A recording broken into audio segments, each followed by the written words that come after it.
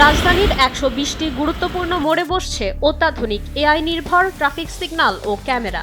প্রথম ধাপে ৭৬টি মোড়কে পুরোপুরি এই প্রযুক্তির আওতায় আনার লক্ষ্য নিয়েছে কর্তৃপক্ষ। পুলিশের নিজস্ব অর্থায়নেই বাস্তবায়িত হবে এই প্রকল্প।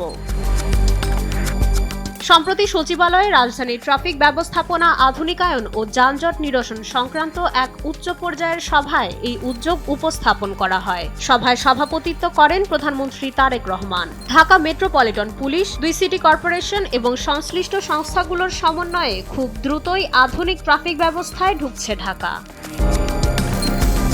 বিষয়টি নতুন নয়। এর আগে পরীক্ষামূলকভাবে জাহাঙ্গীর গেট থেকে হোটেল ইন্টারকন্টিনেন্টাল পর্যন্ত ৬টি মোড়ে বুয়েটের তৈরি দেশীয় প্রযুক্তিতে অটোমেটেড সিগন্যাল চালু করা হয়েছিল। গত মে মাস থেকে সেখানে যুক্ত হয়েছে এআই চালিত ক্যামেরা। এটি শুধু ট্রাফিক নিয়ন্ত্রণই করছে না, স্বয়ংক্রিয়ভাবে শনাক্ত করছে ট্রাফিক আইন লঙ্ঘনকারীদেরকেও। এবার এআই প্রযুক্তির নিখুঁত হিসেব নিকেশ আর আধুনিক সফটওয়্যারের ব্যবহার ঢাকার চিরচেনা যানজটের চিত্র বদলে দিতে পারবে, এমনটাই মনে করছেন সংশ্লিষ্টরা।